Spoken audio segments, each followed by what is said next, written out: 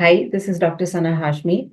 And this week in my Print's Eye on China column, I analyze the presence of and the speech of China's Defense Minister, Tung Chun, at the annual Shangri-La Dialogue that was hosted by the London-based think tank named International Institute for Strategic Studies. So Shangri-La Dialogue stands as a preeminent forum where global leaders elucidate their country's policies and delineate their foreign and security strategies. And in fact, if we recall, in 2018, Indian Prime Minister also used the platform to spell out India's Indo-Pacific policy and vision, and where he stated that ASEAN centrality is the core of India's Indo-Pacific policy. So Shangri-La Dialogue is positioned in Singapore, and this dialogue consistently highlights the crucial role of the ASEAN and China, very much like countries such as India and the United States, strategically employs this platform to articulate its regional perspectives. But now, coming to this year's iteration of the Shangri-La Dialogue that took place from May 31 to June 2nd, there is little doubt that China was written all over the dialogue. China was represented, as I already said, by the defense minister, and he used this opportunity to lay out the Chinese worldview of the Asian security and beyond.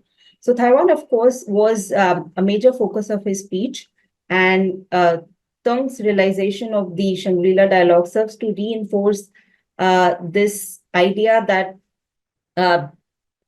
in fact, it reinforced China's rhetoric on Taiwan, and which was aimed to convince other countries that an invasion is imminent and they have to kind of leave Taiwan alone. They have to isolate Taiwan. Tong sought to promote an alternative world order, which diverges from the established norms and paradigms. And what China has been trying to do is to unilaterally change the status quo on a number of fronts. A recurring theme in China's vision is the prioritization of the usage of the term Asia-Pacific framework over the Indo-Pacific narrative, which is also aimed to counterbalance the US influence in the region, because China considers US as the non-resident power, as an outsider in the region. But this also means that China is trying to diminish India's prospective leading role in the region, because Indo-Pacific is Indo-Pacific primarily because of India, because to include India's, and because a lot of countries want India to play a larger role in the security dynamics of the region. But what was more interesting during the dialogue was that China figured prominently in the addresses and speeches of the leaders and officials from the Philippines, the US, and even Ukraine. And for years, if we look back at Shangri-La Dialogue, this platform has offered China a significant platform to illustrate its viewpoints on both Asian and global security dynamics. And the defense minister did exactly the same this year as well. He propagated a lot of initiatives and a lot of proposals that were enunciated by Xi Jinping over the past decade. And some of the initiatives included a community with shared future, a global development initiative, a global security initiative, as well as a global civilization initiative. So we didn't really hear anything that was new and that we haven't really heard before. But during the dialogue and during his address, and even during the interaction with the audience, the Chinese defense minister was busy ranting about Taiwan and reiterating Xi's vision for the Asian and global order. Then participants and officials from other countries, mainly the West, differed from China and offered a very different perspective.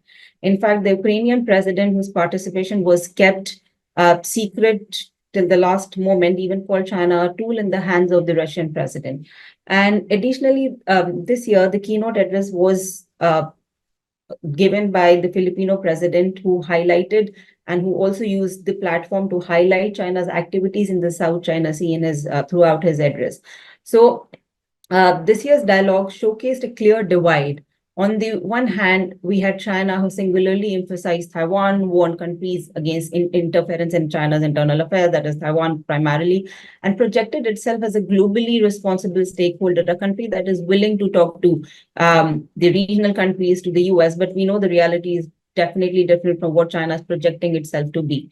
But on the other side, we had some regional countries such as the Philippines, and even some of the other Southeast Asian countries, the US and even Ukraine, who expressed the discontent with China's policies and approach. So there was this idea, there was this feeling that China's words do not really match its actions. But if you look at the Chinese discourse on the defense minister's speech, it was very different from how the Western world is feeling about China and its projection of the worldview.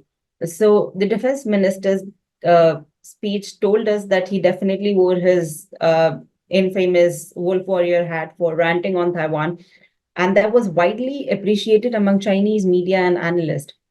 And one interesting aspect was about China and about China's presence at the dialogue and what China has been doing in global affairs. During the dialogue was the criticism of Zelensky's participating in the dialogue. So the Chinese social media was abuzz about Zelensky's participation, and several scholars, social media users, and of course the state-owned media called the organizers biased and even accused them of advancing the agenda of the West in an Asian country, that's Singapore. And Singapore is widely considered neutral in the eyes of China and of course in a lot of other countries. And this is one of the reasons why Singapore is an important venue for this dialogue. So this criticism is also stark given China has been favorable towards the Shangri-La Dialogue. And in the recent past, specifically since perhaps 2019 or 2020, what we have seen that it has refrained from participating in other high-level conferences and dialogue. In this year's Raisina Dialogue, we had no participation from the Chinese side. And even in a lot of Western conferences, we do not really see a lot of participation from the high-level officials from China. So Southeast Asia is definitely a traditionally neutral ground for China, where it continues to find partners and proponents for China's global perspectives. So this dynamics underpins China's continuous presence at the Shangri-La Dialogue and its approach towards the Southeast Asian region. So while the venue has been crucial for China's participation in the dialogue, the defense minister's speech at Shangri-La and his approach, his demeanor in Singapore, such as that China's focus will persist on reinforcing its rhetoric stance on Taiwan, then of course maintaining continued support for Russia and concurrently seeking to find ways to avoid outright confrontation with the West, specifically with the US, and also trying to find a way to engage with the EU. However, the overarching strategy appears to be shaping the regional order in alignment with China's perceived interest.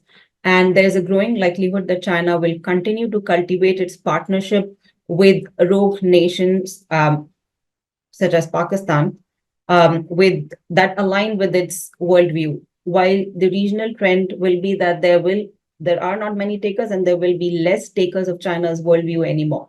And China will be confronted with countries seeking collective approaches to address China's assertive foreign policy.